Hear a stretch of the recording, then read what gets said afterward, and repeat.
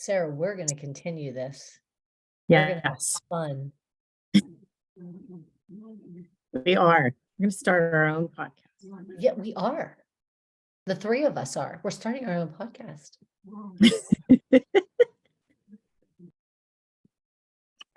I love it. Me too. Well, it's fun, you know? It is fun. And I love having people come on and share their stories and talk about their perspectives and experiences. And we've had a lot. I was like scanning over our whole page on the site. I mean, we've had experts in dyslexia, mathematics, clinical testing, executive function. I mean, there's just been so much when you really think about it. Yeah. Mm-hmm. Oh, he's the three of us. I mean, the four of us. Oh, you know what? We're nothing without Luke. I know, right? Oh, we're nothing without him. Nothing. Right. So we're gonna give him our accolades. Let's get started, okay? Sarah, so we're just I'm going to start by welcoming all of you that are joining us this evening. Thank you for taking time out of your evening. It just means a lot to us. This has been the last 2 years, Sarah and I have been hosting this parent webinar series, and it's been fun. And we were just talking before all of you joined how we have had so many experts in the field of dyslexia, mathematics, executive function, clinical testing, best practices with Orton Gillingham practitioners. And so it's been fun. And this is our last one. This is our 14th recorded session for parents and educators, because we've ended up having a lot of educators join us. So, but we're talking about some future work together. The four of us on the screen, Luke, who we don't see, he's the guy behind all of this. That's right. Yeah, he's the behind the scenes guy. But we're talking about some different webinars, podcasts in the future, so that we can continue to inform parents and work with parents. And you know, as we learn best practices and the recent research, we want to share it with all of you. But so just to get started, my name is Teresa Kalchek. I am the Director of Literacy for the EDGE program at Wheeling Country Day School. And I have been with Country Day for the last 11 years, going on 12 years. And so it's been fantastic, but doing this has been such a highlight for me. So let me introduce you to my co-host, Sarah Sora. Hi, everyone. I'm Sarah Sora. I'm the director of the Dyslexia Center and Learning Lab at the Campus Laboratory School on Carlow University's campus. I'm also an adjunct professor with Keely, Baronak in the education department. And it has been, as Teresa said, a pleasure and such an amazing learning experience for us to hear from so many incredible people, so many people in the field that have so much to share and share different perspectives with us. And we can share all of that with you. So it's been a joy, and we are definitely going to continue. But tonight it's my pleasure to welcome back Dr. Keely Baronak. This is her second workshop that she's done with us. And Dr. Baronak is a professor of education and chair of the education department at Carlow University, where she also serves as the executive director of the Campus Laboratory School. That has been an amazing opportunity and privilege for our school to have her. Keely is a former special educator who worked in Virginia and West Virginia school districts. She has training in letters, Wilson Reading, Foundations, Linda Mood Bell, and the Strategy Intervention Model from Kansas University. Her research interests include dyslexia, apprenticeship models, and teacher preparation and teacher diversification. And Keely has done this workshop focused on helping teachers with trauma-informed teaching, and it has been an amazing and wonderful help to our school and our teachers, and I know to all the teachers that she's spoken to about this. So we're so happy to have her here to talk to parents about it as well. Great. Thank you so much, both of you.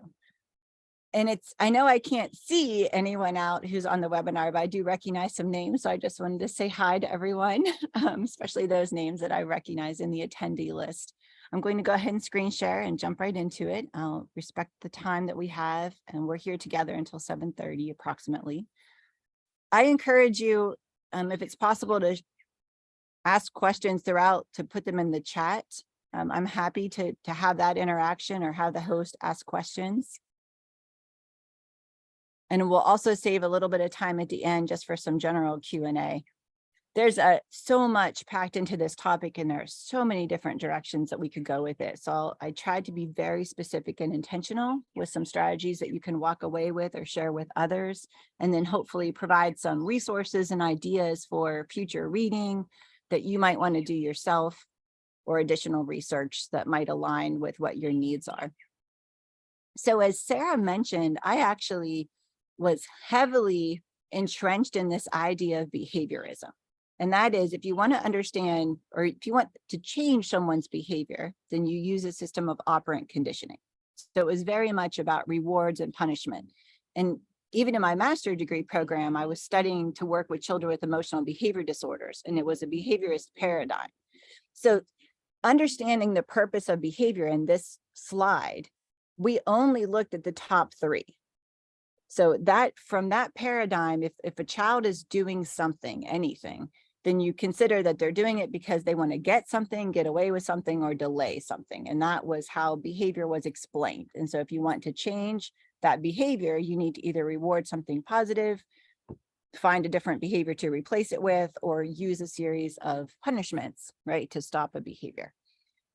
And so I remember in one of my, after I'd finished that program, you know, you start working with children and you realize the limitations of that model really, really quickly, right? Not all behavior can be so neatly bucketed, and not every child responds well at all to just a series of rewards or punishments, especially children who have struggled or have any kind of trauma or had a whole host of other issues, as I later uncovered. So I said to Sarah and Teresa at the beginning of this when they asked, I feel like I came to this topic after doing so many things that I wish I hadn't done or that didn't work, right? We kind of learn and are interested in what to do otherwise. So now we understand that the real purpose of behavior mostly lies in this bottom piece, right? Sorry, that response is spelled wrong on trauma. Sensory or medical issues, a lack of executive functioning problems, or trauma-based responses. And so we're just going to unpack some of those things tonight.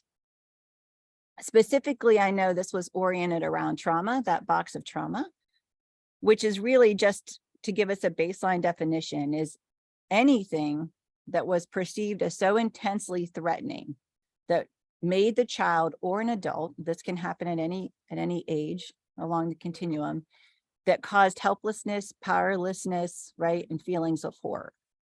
And so this could be a one-time event. This could be a natural disaster that unfolds and wreaks havoc in a community over several weeks.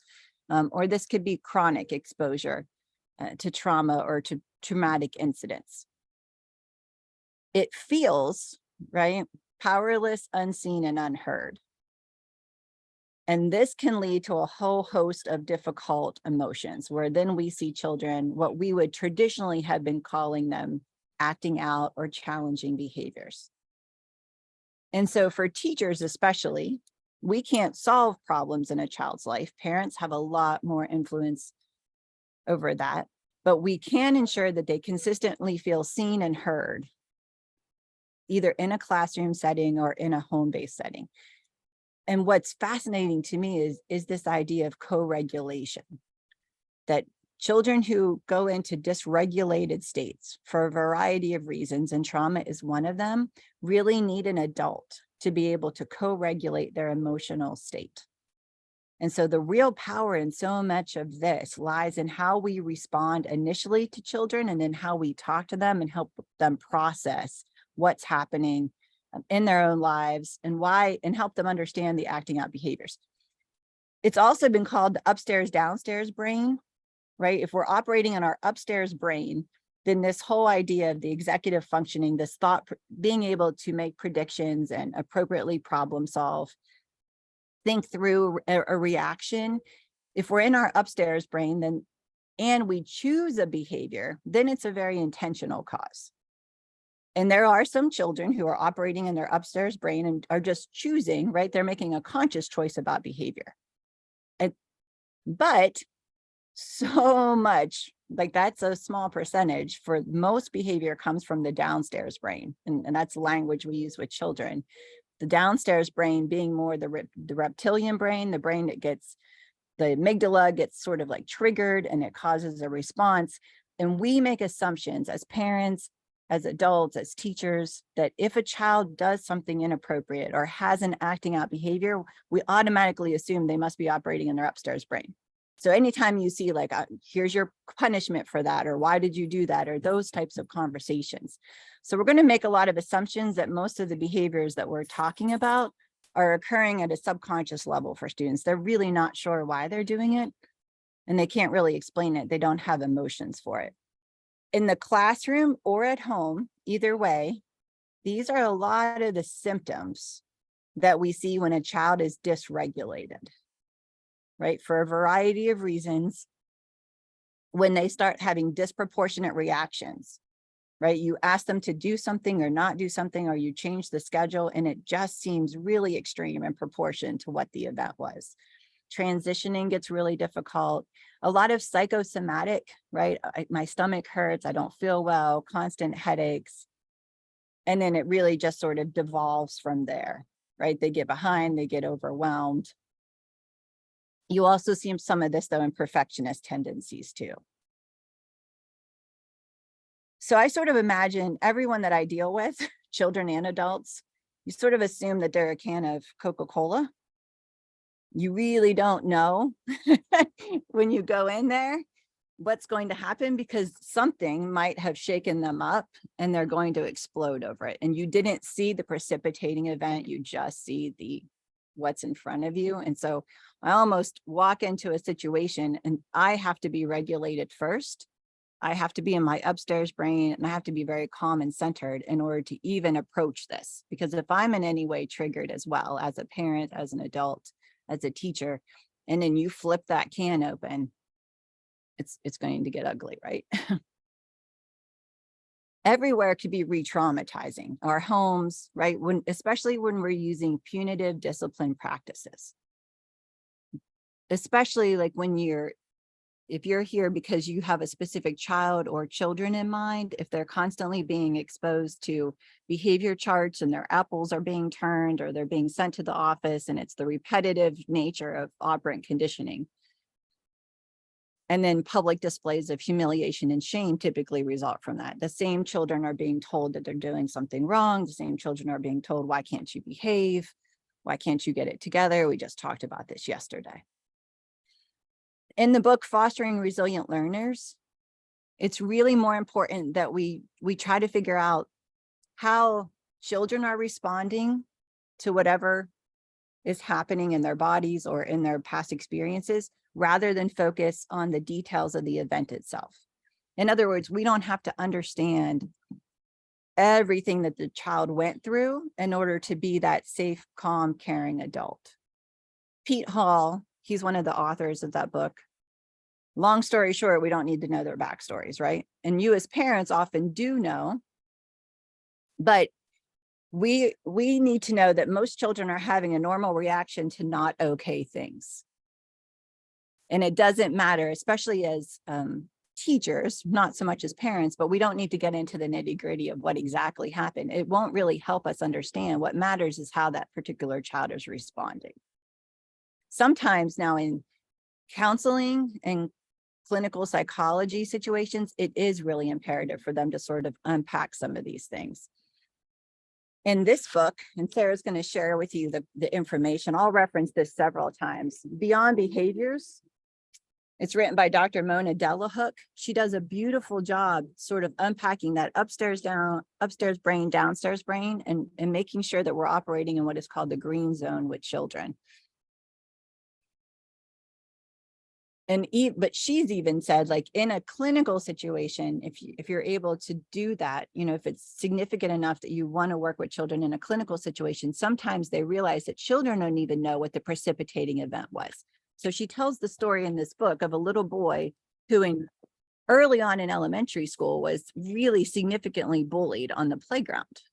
And so that happened in kindergarten or first grade, but he was still having a lot of externalizing outburst in third or fourth grade, with seemingly no real reason, right? No explicit antecedent or something that happened to sort of kick it off.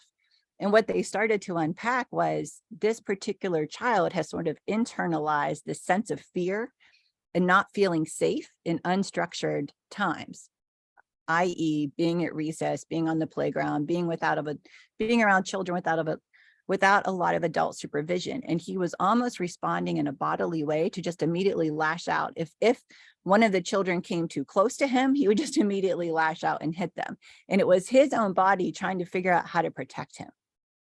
Our brains are wired for protection, right? It's an evolutionary thing. And so when the brain is sort of primed that way, then you start to see everything as a threat.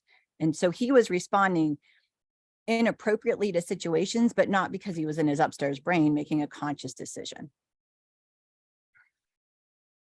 So how can we start to talk to children to better help them unpack some of this with language? And one of the ways is that parents can start to explain why, which starts to contextualize an adult request for something. In my world of teaching, it's the difference between these two things. If I, as a teacher, say, no backpacks on the floor, I don't want to trip and fall, right?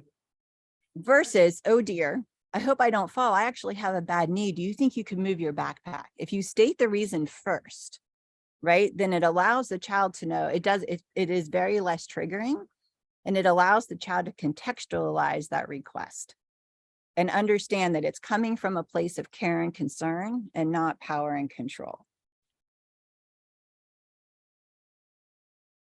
Changing the channel. We can teach our children that their brain's actually like a remote control to help them switch the channel. These are actually called cognitive distractions, and they're really powerful when children are starting to spiral a little bit, or maybe sort of wrap up in their own mind this repetitive loop of I'm a bad person, or something bad is going to happen, or these children are making fun of me. So having different things, when you start to see that rise, that escalation, having them be able to go to different places in your home or in a classroom, we send them to different places to sort of allow their bodies to down-regulate naturally, like a coloring activity. An activity that requires physical movement and activity can be incredibly powerful. As predictability increases, anxiety decreases. This is for adults as well. So children's lives tend to be, if we can keep them very calm and predictable, right? A parent's behavior can feel unpredictable. Like when children are working independently, or let's say they're in their home doing something, they don't know when they're going to get your attention next. But when they're doing the wrong thing, calling you a name, like breaking pencils, right? If they're doing that, they know they're going to get a reaction from you immediately. And predictability is very comforting to students who have anxiety, students from trauma-based histories or backgrounds. They will very often use the path that they know because they need you. But the problem is most parents or teachers then escalate at this point because they're only addressing the topical behavior. And what they're almost doing is making a bid for your attention. They can't express that. They can't say, hey, I need you to come over here and help co-regulate so that I can like sort of down cycle a little bit. And so much of behavior is communication. So in a classroom, like this is just one example, right? I'm going to check on you in 10 minutes, and you literally put a timer on a child's desk. You can do this in a home situation with a little sand timer. Like, I know you're working on your homework right now. Okay, I'm going to be back to check on you in 10 minutes. Here's the sand timer. And it just provides that level of predictability. For older students, we've actually used stick-it notes, right? The predictable check-in. I'll come back and check on you, or I'm going to ensure that you've done these 3 steps, right? You let me know. Or if you need me, here's a stick-it note, like you put it on my desk and I won't even ask you a question. I mean, I won't question it. I'll just know that you need some support. Essentially, what they need from us is to be really rooted, right? And this is something that has taken a long time, right? And using a behavioral model, when I taught for several years, that backfired significantly. What they needed me to do was to be so strongly rooted that I didn't get caught up in the cycle of dysregulation. I didn't respond with the first thing off the top of my head. I didn't impose a series of punishments just to try to stop or change the behavior. So what some things that you can say that we know will help downregulate children.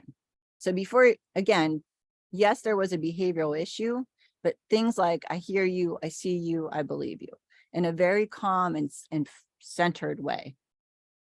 Even when I was teaching, I would put my hand just on my abdomen to remind myself to do some deep breathing and to stay as centered as humanly possible and not respond to what the behavior was, but to try to figure out what was going on underneath of it.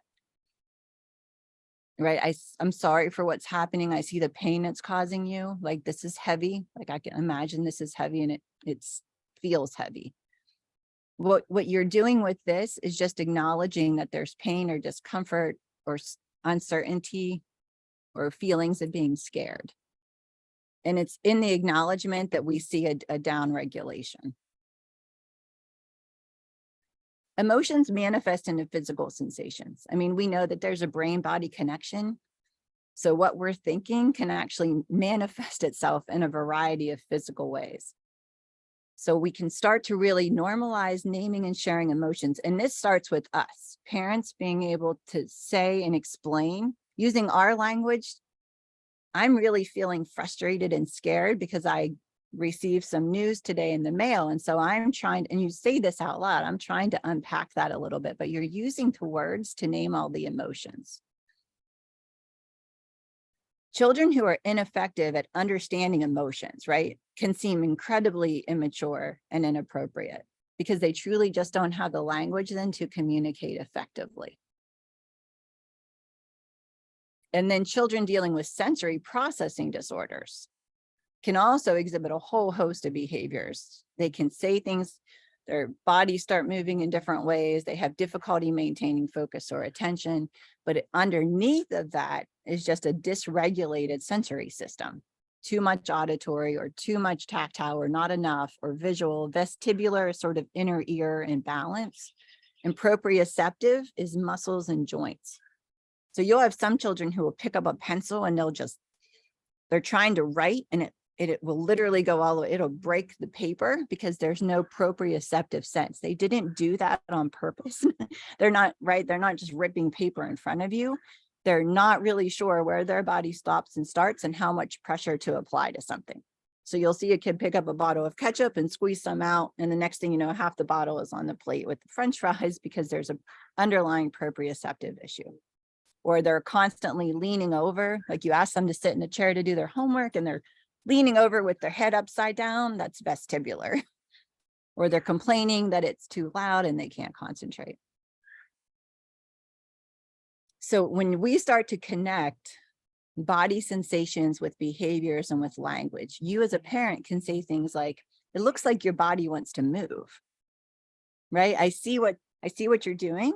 Do you think you want to move? And then you can say, what if would you like a hug, right? Would you like to roll? I used to use a yoga mat and I would roll them up like a little taco, right? And then because it was very much deep pressure, which was very calming for so many students.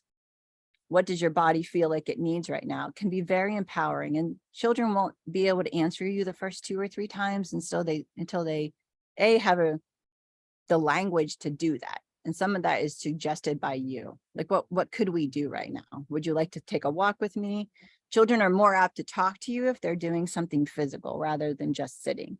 And most of them don't have the language. Even really academically bright students can struggle with the language around emotions. I know an adult who basically had three emotions, right? Angry, sad, happy. And that was it.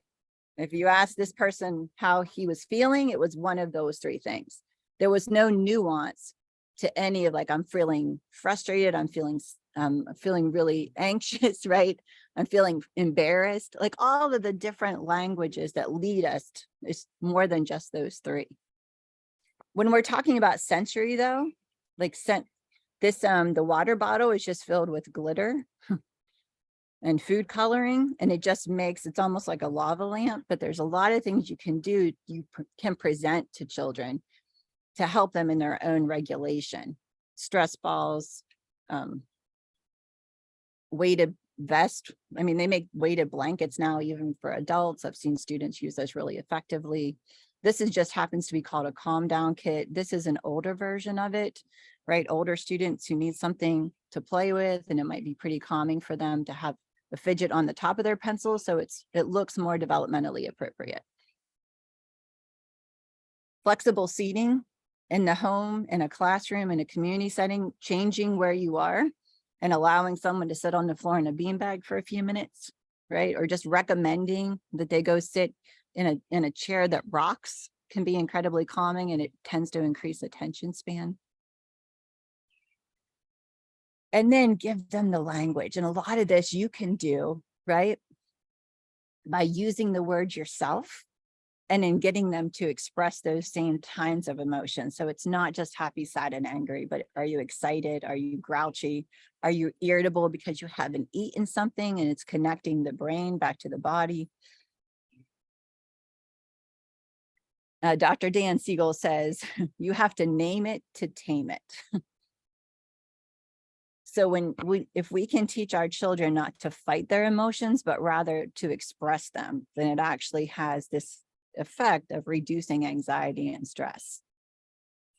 And so even as adults, finding one or two trusted people in our circle and teaching our children to do the same, that if they can say, Teresa, I'm scared to death, like I don't want to open the email, right? I'm mortified about this whole situation, and I'm afraid this person's going to yell at me, and it's very true. Just being able to say it can actually deconstruct a lot of those feelings. And again, it brings it back up into the upstairs brain. The more we use language, the downstairs brain, remember, it's like fight or flight, it's reptilian, it's this automatic thing that happens. Our stomachs get sick, our hands start to shake, we feel sick. If you can start to use language, then it pushes blood back up into that prefrontal cortex. So these are some things to help with that transition. Like, it looks like you might be angry. Can you tell me more about that, right? It looks like you felt something, sweetheart. What might that be? Like, you're sort of we're watching our kids and trying to figure out how to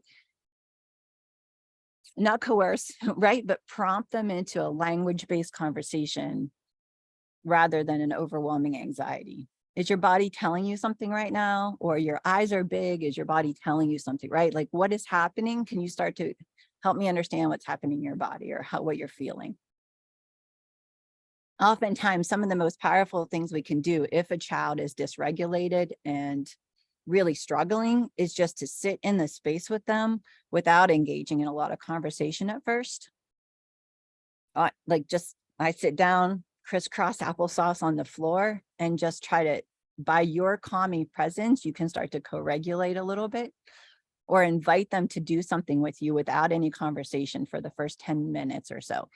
If they are completely triggered, their amygdala has fired and they're in a fight or flight, it's going to take 20 or 30 minutes for them to be able to process that language anyway. So just by sitting and being in a very calm state with them in a very predictable way, right? So here's what's happening first, here's what's happening next. And then if they start to dysregulate, you just sort of sit down. Like, I'm here, why don't we play with rocks on the floor or something? This is called Not the Fish. It's a great graphic for really young children. So you think of a pond, you can even take them to a koi pond, but you imagine a pond and the fish represent different emotions. And in life, it feels like we are the fish. It feels like we're the ones that, angry, sad, I'm angry, I'm frustrated. And we own those emotional states rather than we're actually the pond and the fish are just floating all around us. And you can start to say, you don't have to be that, right? I know you're feeling it, but it's a fish that's going to swim away eventually. And you are the pond actually watching all of these emotions kind of happen and or hijack you. And so Not the Fish is a really great website, and it actually has lesson plans and a coloring sheet for parents. And it's just a wonderful resource. In schools, to de-escalate, right? We often use a lot of what are called limited choices. And I've used this in home-based situations with families too, because a lot of this turns into a power struggle. And so giving limited choices to children really sort of because trauma-based responses are all about feeling powerless and unheard and unseen. So you control the choices, but it's, Sarah, you can either do your math homework first, or we could do your spelling list. You decide, right? And then you sort of walk away and let Sarah sit there and decide. Both choices are awesome because we need her to do both. But we're going to avoid a power struggle by sort of tackling this in a way that's affirming for a child. Ross Greene, just a powerful, I love his books.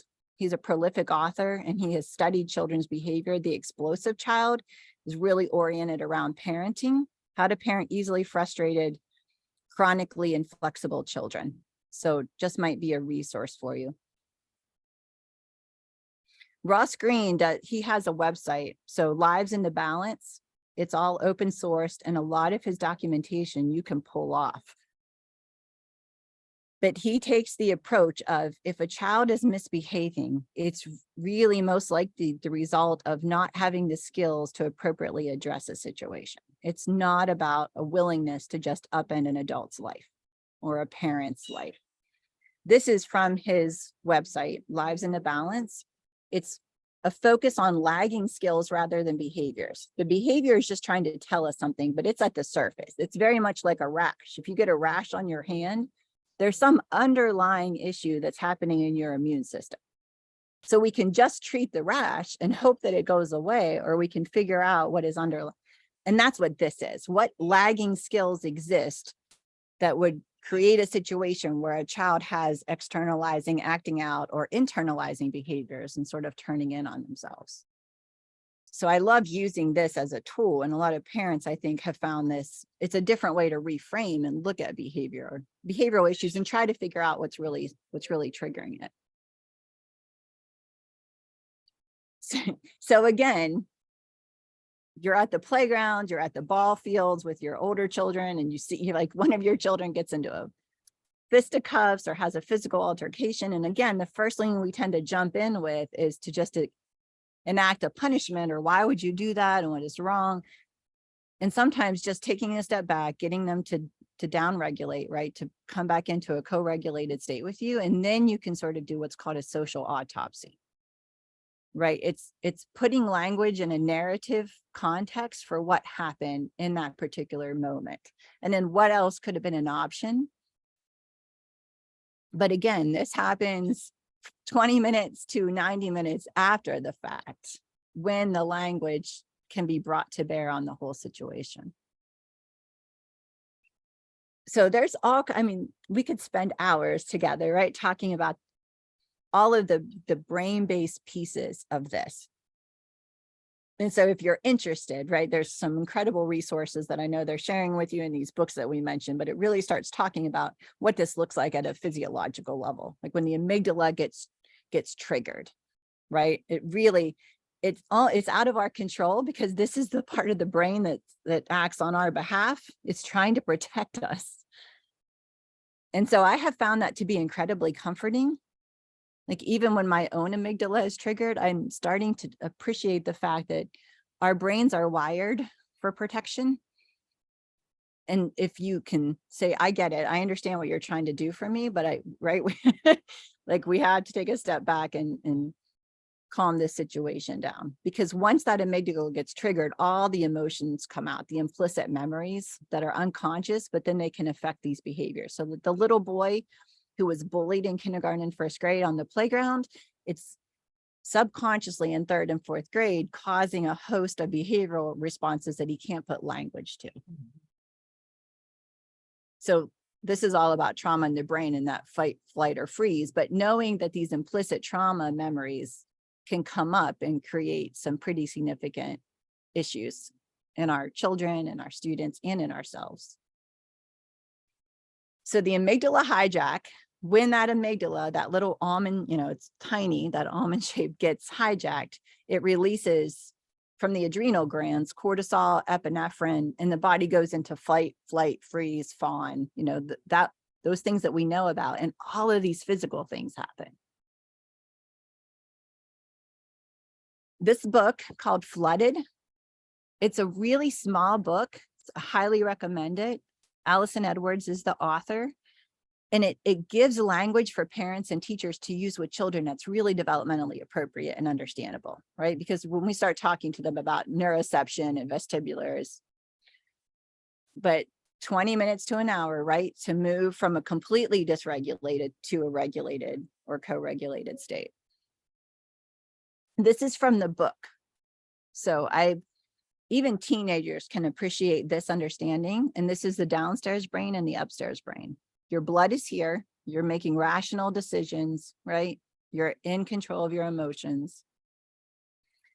It's similar to a sprained ankle. Your ankle looked completely fine, and then something happened. And all of the blood rushes to the ankle because your body is trying to protect, heal, and preserve itself. And so it is a protective mechanism, right? And so the same thing happens when the amygdala is triggered. All the blood rushes out of the top of the brain down to this part of the downstairs brain. And it's doing it in an attempt to help. Like we've got to get out of here, or we've got to fight this person. So we're going to need all of the energy that we can possibly get. And language goes right out the window.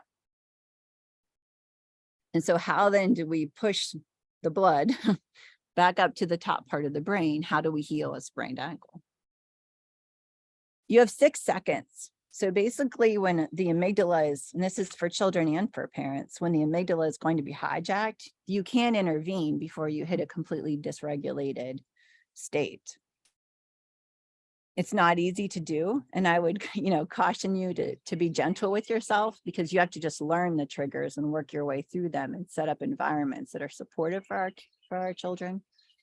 But these are some things that help, especially in that intervening moments, or if someone comes to you and says, I can feel myself, I'm so overwhelmed and anxious, I need to do something because I feel like I'm going to fall apart, or they're not yet in this complete dysregulated state. As we said before, naming the emotion, right? Just being able to say, I am really angry, right? I'm so upset right now, and I don't know what to do with it. Just being able to say it. Because as soon as we put language back in, it starts to downshift us.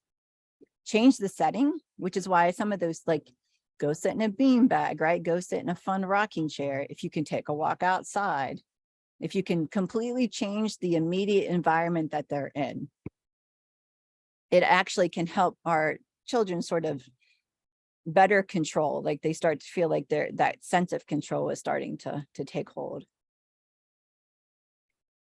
Sharing it, like being able to, and again, this goes with trusted people, not anyone, not blasting it, talking to my stepdaughter, like putting it out on social media is not helpful to you, because there are people who are going to take what you wrote in a moment of trying to make that social connection with someone and use it against you later. Find the one or two trusted people in your circle.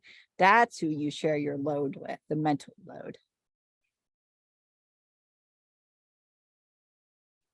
And then belly breathing can actually trigger the whole parasympathetic nervous system. So the sympathetic nervous system is what's getting activated when the amygdala is triggered. It's the flight or fight. So we have to figure out a way to get our body back into a parasympathetic, calm, right, regulated, very emotionally grounded place. And breathing does that for us. And I do it, right? I know that if I start to feel that, what they recommend is what this woman is doing is holding one nostril, right, in and out 10 times, and then you switch. breathing in and then breathing twice as much on the exhale. So if you're breathing in for 5, then you exhale for 10. And you repeat it 8 to 10 times. And it'll actually start to regulate the nervous system just by centering yourself and taking some time. The power of breathing has just been incredible. And it seems so simple, yet there's so many ways to practice it. And that's one of the things that you see is a lot of, especially in movement, Tai Chi and yoga, is connecting the body to the breath, right? And creating a complete relaxed state where your parasympathetic nervous system is in charge. And then, of course, schedules help a lot with that anxiety. In a classroom, we use a lot of visual schedules for children. But with my own stepson, we use schedules here, right? Like so that he feels a lot less anxious and putting together what he has to do and when. It's almost like a project plan. And you're teaching, again, it's that emotional regulation, executive functioning, like Teresa and Sarah spend so much time in classrooms, really prioritizing. This is a movement sequence to help students maintain self-regulation. Lauren Bruckner put it together. It's available online. So you can simply even Google her, but it's a series of, you go from one into the other, and it allows children to down-regulate, which is pretty incredible. Some of the research that's coming out of using yoga, I mean, they've been using it in the prison system and noticing that the amount of incidents have incredibly, right, just absolutely declined. The recidivism rate has been, a lot fewer people when they have the strategies to cope with incredibly stressful or anxiety-ridden situations, especially when they don't have the language to do so. You'll notice that most of these, they've changed it so that the language is very neutral, tabletop, instead of a lot of the language, especially in schools that may struggle or have people who question yoga or practices as Eastern religion, is they call them movement sequences. And they're not connecting it to any one religious practice or a particular religion like we think of in Buddhism. This is the 5-point scale. It's a way to visually represent what may be happening, what a child may be feeling, but can't put words for. And so we've used this with anxiety. It works really, really well because they're not, even with college students. I had a college student come in a couple of weeks ago and say, I'm at a 3, I'm almost at a 4. And you could tell she was visibly upset, but we had just studied the 5-point scale. And so she was using it. And she goes, I said, okay, do you want to go take a walk and maybe go get something out of the vending machine and then you can come back, right? It's not a problem. She goes, yeah, that would be great.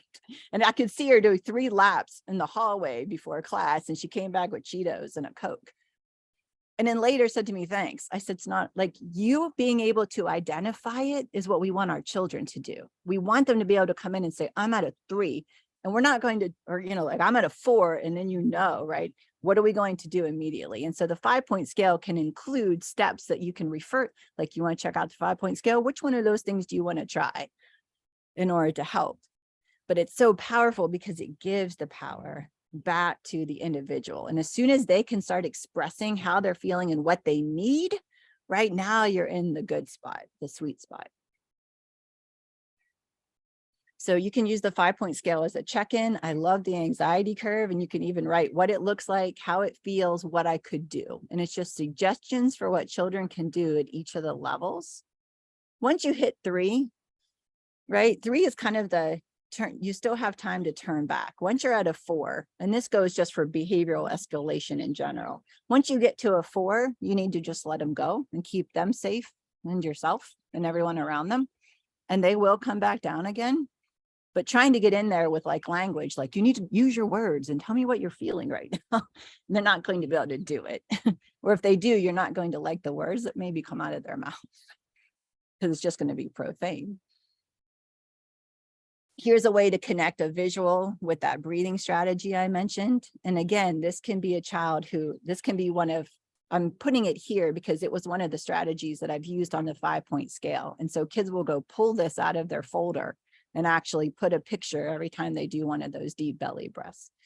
Twice as long on the exhalation as on the inhalation. That's the power of it. Inhale for 4, exhale for 8. Inhale for 4, exhale for 8. So just think of the 1 to 2 or twice as long. So many of our children, right, struggle with behaviors at home because it takes all of their energy and effort to survive a school day or to survive a social event. And so it's the difference between fitting in and belonging. Fitting in means I'm going to assess this situation and I'm going to change who I am or behave in a certain way that I know you will accept me for. And I think a lot of us can relate to this. We spend a lot of our childhoods and adolescence in this realm of fitting in versus a sense of belonging. Showing up, being your true authentic self and being accepted for it, right, is life-changing, right? When you find it in a friend group, when you find it in a family or a family that you create, when you find it in a partner. And so for so many of our children, spending the day trying to fit in and conform can be utterly exhausting. It can also, just as a side note, living on a heightened sense of a triggered sense of safety, your brain can exhaust itself if it's constantly scanning the landscape for danger. And so I've had students I've taught by like 1 o'clock in the afternoon, they literally are so exhausted they'll fall asleep. And it's not an aberrant behavior. They're not trying to be disrespectful so much as they are exhausted. They're exhausting themselves from living on a high alert state, right? Waiting for the next bad thing to happen or for them to have to protect themselves. So giving our kids, our students, our own children a sense of belonging is so incredibly powerful. Because if you don't feel like you belong, then any challenge along the way reinforces that belief. So if you have children who come home and are wildly distraught over a particular grade, it's highly likely that they don't feel like they belong in that class or in that subject or in that school. Because this is just reinforcing the fact, right, that they don't belong. They might be trying to fit in, but they don't belong. And this is also correlated with shame and guilt. Shame is very focused on self. I am bad. I am a bad person. I am a hot mess. I am broken, right? A lot of the terminology, when I hear adults using it, I know that they've sort of grown up with this shame script. And I recognize it because I've been there. But shame is so intensely painful, right? It's believing that we are inherently flawed as human beings. And of course we don't belong because no one would accept us. And so shame is making us unworthy of connection. And we need connection as human beings in order to survive and thrive. Guilt is very adaptive. Guilt is very, listen, I should feel guilty. I did something wrong, right? I can make amends for it, but it's about the incident that happened and not me as a person and having to unpack that. Shame does need 3 things to grow: secretly, silence, and judgment. And so for children, especially who feel like they don't belong or they're immensely struggling, might show up with a whole lot of shame. And shame is directly correlated to addiction, to depression, to anxiety disorders, to later health problems, which is why you see those ACE scores, right? It's all sort of connected. Shaming is on the left. When we say to our kids, you're a hot mess, you're a screw up, you're a liar, or if other people say it to our children, you have disappointed me, that D word is so powerful when it's coming from someone that we love or respect. You're not good enough, get away from the group, you don't deserve to be here. A lot of that gets internalized as shame, as a sense of there's something inherently wrong with me. Versus instead of a hot mess, right? Listen, the creative process is messy. Let's clean it up together, right? Or you're not a screw up. Let's just try this again. You're learning and you're not supposed to get it right. Instead of being a liar, right? We don't call our children liars. You say, telling the truth is really hard. I appreciate that you said that to me. I bet that took a lot for you, right? There could still be a consequence to the lie, but it doesn't have to define the child. And in inviting the child into a conversation, the work that I showed you earlier from Lives into Balance and Dr. Ross Green, he sort of sets up this situation where the most powerful thing you can do is invite children into the conversation. So you say to them, you know, I noticed you've been pretty angry with me lately. When I asked you to do something in the kitchen, you yell or you stomp your feet. What's up? Can you tell me what's going on, right? It's not about the surface behavior. It's about what's going on underneath. and what Mhm. might need to be regulated. Keely, if I can say, it's like you're changing your language is Mhm. creating that safe place for them. Those kids that, are fearful or, they're that fight or flight. And you, by changing your language and your approach, that's creating that safe place for them, that place to go. So That's a good point, this is Teresa. powerful. Mhm. So here's what we tend to say, if we're being really honest, right? Teachers, parents, friends. I'm going to give you a scenario. And then these are some things that adults tend to say. Miss Sarah, Teresa's not being nice to me again. She's making fun of me. She's calling me names. I don't know what to, like, I'm so upset. Right? We get this a lot. Right? One of our kiddos comes home, they're distraught because somebody left them out of a friend group, somebody's doing this, somebody's, especially this girl did this girl's talking about me. So that's the scenario. And so in your mind, can you think of some of the things that we know we've said or we've heard others say or are often said, right? And to be honest, like that philosophical one is one I've used. Like, listen, honey, right? It's called bagooty. Better get used to it. Right? That's how you should think it's bad now, sweetheart. Wait till you see women at work. They're out for blood, right? Might as well get used to it. Or, why don't you just do this? We start immediately going into advice mode. Well, you need to do this and you need to do that. And then you need to take care of this. Or we jump to the defense of someone else. Like, I'm sure you'd misunderstood her. She wouldn't say that or do that to you. That's your friends. You need to just go be fine with it. And again, these are really well-intentioned, but they tend to perpetuate some of the issues behind it. And so this is just a different way to respond. You don't have to agree with, maybe your daughter comes home and really is saying things that you're not sure, right? You're not sure. You need to unpack it with her. But the first thing she needs to know is that you're co-regulating with her and that you hear her. Not that you necessarily agree. Agreeing and hearing are two different things. But if she comes, mom, right? Like, you're not going to believe what she did. And I hate her. I don't know what's going on. It really hurt your feelings, right? When she said that about you. You feel like it's all you're giving language to her, right? I've been there. I know how badly it can make you feel.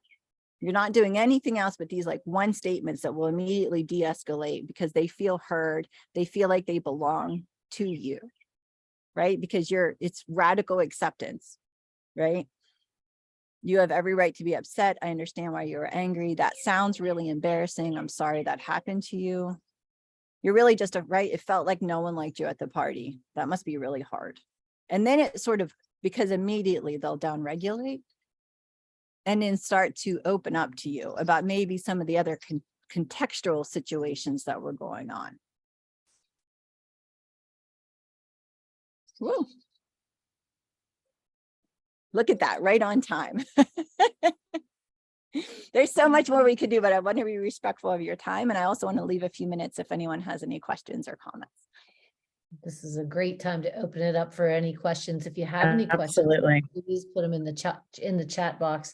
Keely, I was really excited that you went further into understanding the amygdala. That's just, when it comes to the brain and how the brain is wired and how we think, that really, I always would describe it, when you're excited about something and the dopamine, they say, is flowing and you just get real excited. But when something happens, I've described it in lessons that I've taught with kids. I know we did a brain unit with fourth graders a couple years ago.